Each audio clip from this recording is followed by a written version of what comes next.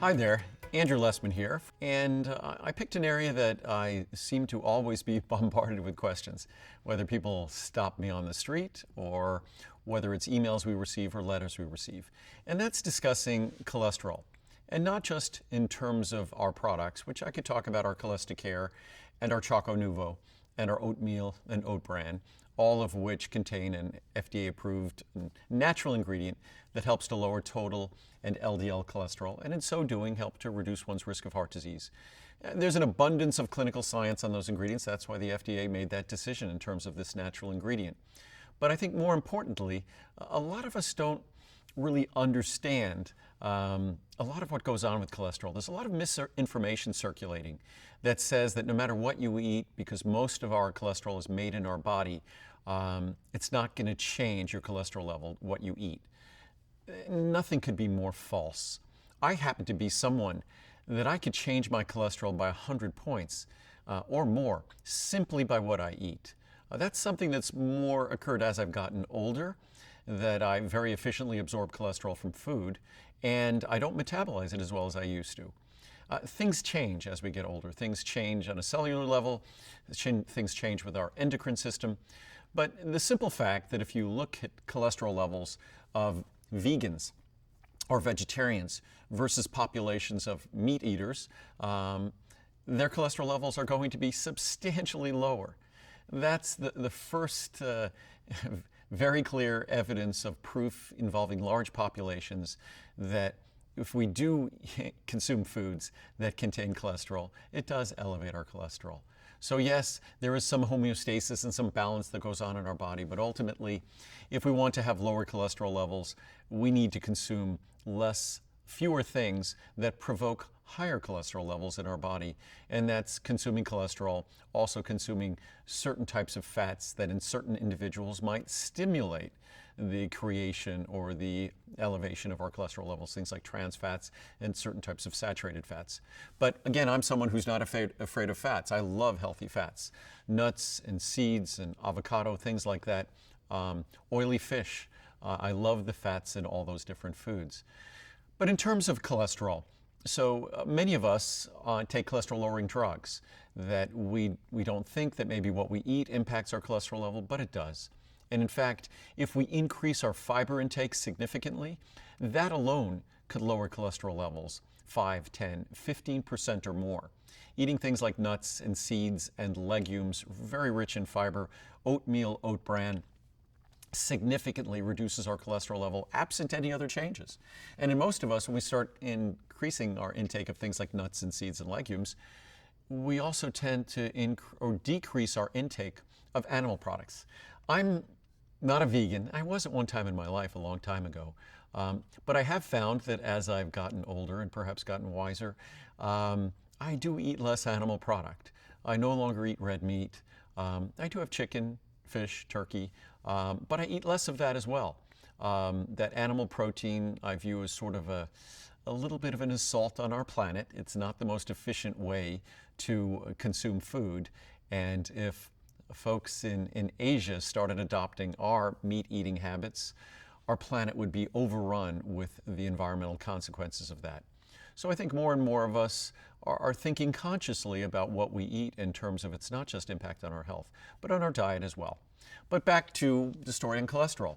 So many of us don't think that what we eat and what we consume will have a significant impact on our cholesterol level. The clinical science is absolutely crystal clear. It will. To the extent we decrease our intake of animal products, eggs and dairy and beef and chicken and even fish and things like that, to the extent we decrease that, we will decrease, and it varies by individual, but we will decrease our total cholesterol and our LDL level. To the extent we increase our consumption of fiber-rich foods like legumes and nuts and seeds and vegetables and fruits, and as we substitute more of those in, that will further decrease our total and our LDL cholesterol levels. LDL is the bad cholesterol.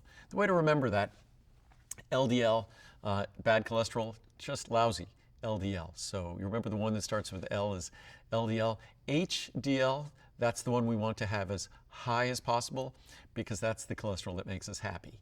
So HDL, good cholesterol, LDL is the lousy cholesterol. So just that helps us learn those things.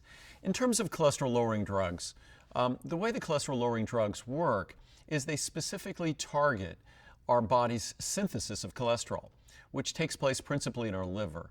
And it attacks an enzyme called HMG-CoA reductase. That enzyme, these HMG-CoA reductase inhibitors are called statin drugs. They're things like Lipitor, Zocor, Crestor, there's probably about 15 or 20 of them now. And they all work by inhibiting the synthesis of cholesterol in our liver. They're extremely effective. They come with an extremely long list of side effects, from muscle soreness and tenderness that might interfere with your ability to enjoy working out or exercise, can cause fatigue, can cause mental confusion, all sorts of other issues. You want to have a regular liver function test, liver enzyme test, if you're taking them, just to make sure they're not having an adverse effect on your liver itself. The other thing to remember if you're taking those cholesterol-lowering statin drugs is that when they inhibit the synthesis of cholesterol in your liver, our body's very efficient. The same sort of production metabolic pathway, the same production pathway or assembly line, if you have it that way, the same assembly line that produces cholesterol in our liver, that same assembly line is involved with the production of something called coenzyme Q10. The single most important molecule for energy production in your body, the single probably most important molecule in terms of dealing with the fallout of energy production in your body and your skeletal muscles and things, which is no wonder why muscle soreness is the most common side effect for statin use, or fatigue is among the most common side effects, because CoQ10 is necessary for energy production and necessary to protect our muscles. So when you take a statin drug, just as much as you lower cholesterol, you lower CoQ10 synthesis in your body. That's why it's an absolute requirement, if you're taking a cholesterol-lowering statin drug, that you must take CoQ10. We've been making CoQ10 for 33 years. You don't have to get mine, but you need to get someone's if you're taking a statin drug. So again, statin drugs, they're serious drugs. And once you start them, for most people, it means you're going to be taking them for the rest of your life. There's other things to remember. Some of the statin drugs have very long half-lives. What's nice about that is most of those statin drugs, if you have the dosage and you also took it every other day, and do this working with your doctor, and this is the result of really solid clinical science, you could probably get away with either every other day or half the dose or both, and in so doing dramatically reduce the risk of side effects and see almost the same significant reduction in cholesterol. And of course, by adding something like increased fiber intake, reducing your animal product intake, or taking Cholesterol, or using our oatmeal or oat bran, that's the most powerful cholesterol-lowering oat bran or oatmeal in the world, or by using our Choco Nuvo. And these are things that you could reduce the amount of the medication you're taking, and of course, work with your doctor in doing that. But there's very clear research on certain medications, I think, whether it's Lipitor or Crestor. I think there's a new one called pitavastatin. There's a number of the longer half-life statin drugs that can be dosed every other day, or the dose can be cut in half, and you will not see a significant change at all in the benefits you're receiving. And in so doing, you dramatically reduce the risk of side effects, especially if you're going to have to be taking those for the rest of your life. How nice to reduce by 50% or 75% the burden that that drug presents to your body and still get the same benefit you need.